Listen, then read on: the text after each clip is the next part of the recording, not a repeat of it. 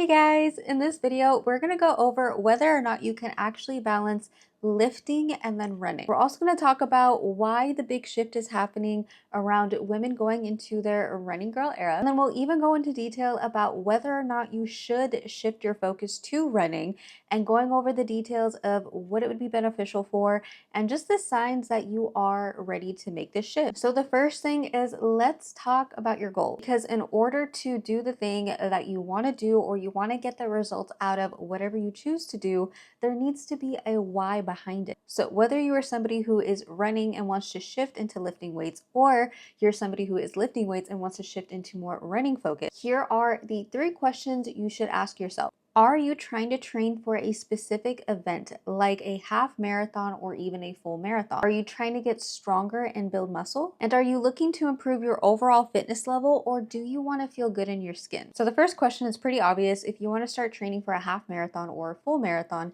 then yeah, it would make sense to start shifting your training style towards helping you to get that goal. That would be building endurance and just prepping your body to run long distance. On the other hand, if you're trying to build muscle, trying to put some muscle mass on certain areas of your body, or even just get stronger and start hitting number 3 main lifts like the deadlifts, squat, and bench, then you want to stick to just lifting weight. But of course, you don't have to just choose one or the other. You can still do both. So let's get into the topic of how you can balance both. The thing is, if you are going to start running, strength training is still really crucial in your routine. Whether or not you're trying to actually train for a half marathon or a marathon, or you just want to start running 2 to 3 miles per week or whatever your goal is, you still need to train muscles that are going to help you run. So there's like 4 to 5 muscles that actually help you in running. That's going to be your glutes, your core, hamstrings, quads, and calves. Now, you don't necessarily have to do like squats and deadlifts to help you get better at this, but there are certain training programs you should be following. That one would be more like plyo work, explosive training, and then just overall muscle strengthening. Not only does lifting prevent you from any injuries, but it's also going to make you a much better runner. And let's say you're just somebody who just lifts weights and has no interest to do any type of running. It's totally fine, but if you do have some interest, kind of like how I had this phase where I wanted to get into running, I wanted to give it a try because my partner had gotten into running. Like, he even got a running vest, he got Hokas, like the whole thing. And I thought running was for me. Like, I even gave it a good fair shot. I would run at least 2 miles on my active rest days. But I'm gonna be so real with you guys, I don't like running. My mom's side has the history of PCOS, and if you are somebody with PCOS, you don't want to be doing any high intensity work. The reason being is that it's going to shoot up your cortisol levels. Not that it's a bad thing, because in general your cortisol levels are always fluctuating, but it's especially bad if you have PCOS because you already have so many hormone imbalances that we're not trying to mess up that little ecosystem of hormones. But going back to my point, I did try to get into running. I would try to do 1 to 2 miles, and I really felt how much my quads and how much my hamstrings were actually helping me propel to run. So if you are somebody who has no interest in like doing a half marathon or a full marathon, but you just like to run for leisure, like the psychopath that you are, still need to be training all these muscles that are going to help you prevent injury. Now, if you are somebody who is trying to incorporate both, my biggest thing that I'm going to tell you right now is that your nutrition needs to be in check. I probably say this in every video, but I mean it. If you are somebody who is just in dieting mode, you've been between deficit and a very low maintenance calorie range, you need to amp up your calories, because if you want to run and lift weights, it's going to take energy and fuel for your body to be able to do that.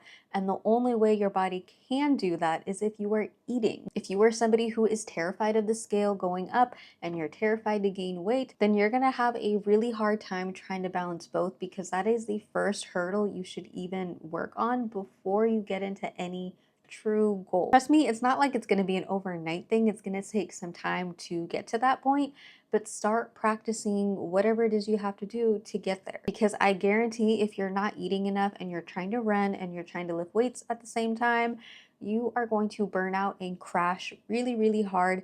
Take it from someone who used to be like 99 pounds. I would run 5 miles at least 3 to 4 times a week, and I would even lift on top of that. And looking back at my calorie intake, I was probably eating around 1,200 calories. And because I had abused my body so bad, I ended up having this excruciating knee pain, something that's called patellofemoral pain syndrome. Pretty sure I said that right. Basically, think of your knee, your femur. There's some soft thing that's right in between that prevents them from rubbing together. Because I had abused my body so much, I had pretty much gotten rid of all of that protective layering that was actually giving me such excruciating knee pain. For someone who was like 22 years old, this is not normal. But it was because I was not strength training. I was not working on the muscles to help me actually strengthen, that would actually help me run. And on top of that, we're not even gonna get into the shoes that I was wearing. That just shows how crucial it is. If you want to balance both lifting and running, your nutrition better be correct, and you better have some sort of strength training routine so you can prevent injury and prevent any type of pain like that. Okay, so why the big switch to running? This was something that I just felt like happened out of nowhere. The same thing that happened with Pilates, that all of a sudden all these girls were just dropping lifting weights, and they suddenly just wanted to start posting on social media, especially on TikTok, how they would just be like, running 6 miles today, come with me to run 6 miles, or they would be like, come with me to run 17 miles. I've even seen the other type of content where come with me to run whatever amount of miles as someone who used to lift but doesn't anymore. Like all these big changes, and I was kind of like, I need to know why the big switch, because I gave running a shot and I didn't like it. So here's what I think is actually happening. It's not necessarily, it's like a scientific proven thing. It's just something that I've noticed, and will give my unasked for opinion. So the first thing being is that strength training is boring. I'm not going to sugarcoat it. It is boring because you're supposed to stick to a structured routine that's supposed to be at least 4 to 12 weeks. Like, I know that's a big range, but then that just kind of comes down to what you're training for, what your goals are, what you're trying to accomplish with your routine. There's a little bit that goes into it, but for the most part, yes, lifting is actually really boring. But it's interesting to me because the boring stuff is what actually gives you the results. But it is not marketed that way because it's not a quote unquote sexy. It's not appealing. It's not flashy. It doesn't sell programs. A lot of the times when people do start their fitness journey, they're excited, they're motivated, they're ready to go all in. And then 2 weeks in, it's just pure boredom, because that is the reality. Lifting is boring because you are doing the same exercises. But as a fitness coach who has now been in the industry for 6 years, these are some ways that I program for my clients so it's not boring and they actually keep consistent with it. So the first way being is just incorporating plyo style training. What is plyo style training? Basically short exercises that are like explosive body weight resistance training. Almost feels like it's cardio, but it's not, because you are still working on strength. And it's what a lot of athletes do that helps to generate power. That's one option. The other option is that you can keep your training phases short.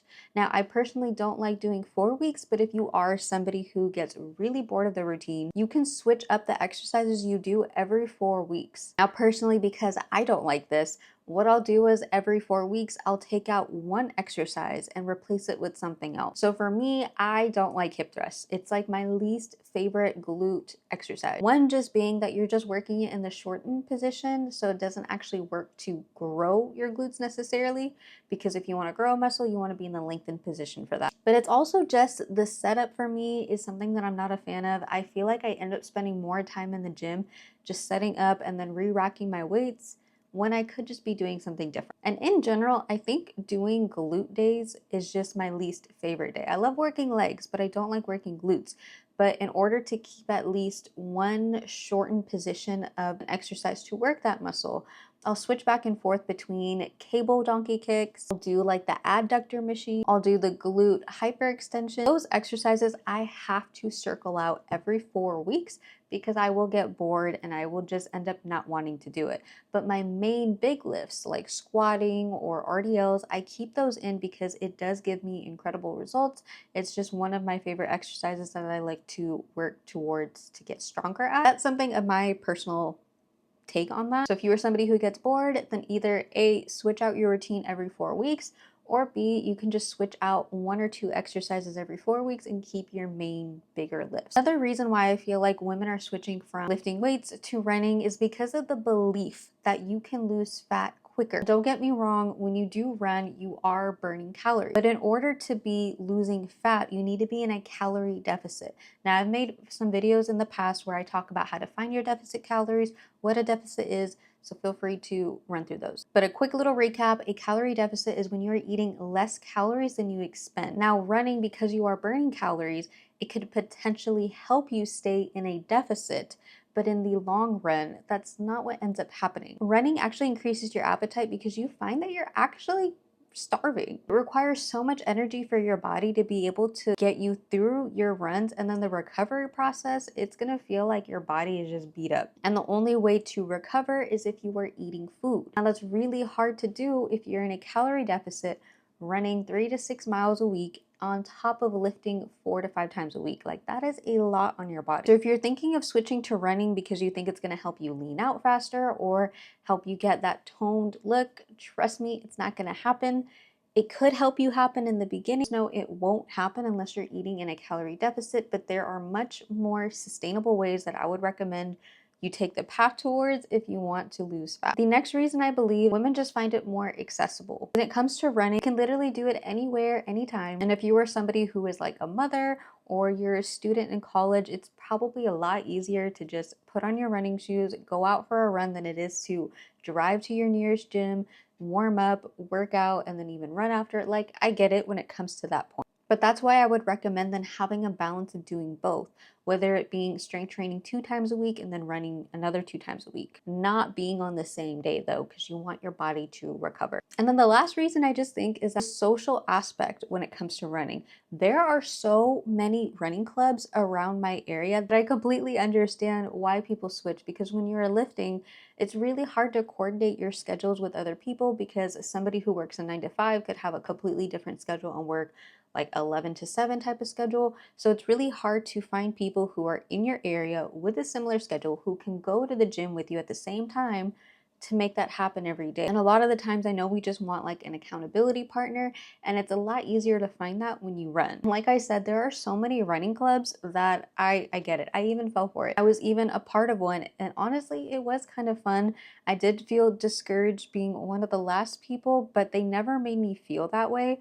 And it's a lot easier to stick to something when you have that type of support versus when you're lifting weights. You're kind of by yourself and it's easy to become your biggest enemy. Okay, so to wrap this video up, in summary, whether you choose to just do lifting or you just want to stick to lifting weights, understand what your goals are. Whether you choose either, you still need to strength train no matter what. If you are somebody who is bored with your routine and that's why you want to head towards running style training and go into your more running girl era, I would recommend changing up your workouts every 4 weeks, or even just replacing one exercise every 4 weeks. Or you can include different styles of training like plyometrics, explosive training. Like, there are ways to make your training fun. And by the way, if you are somebody who is struggling trying to keep up with a structured training program, I do run a group coaching program where every 4 weeks you will have a new training phase.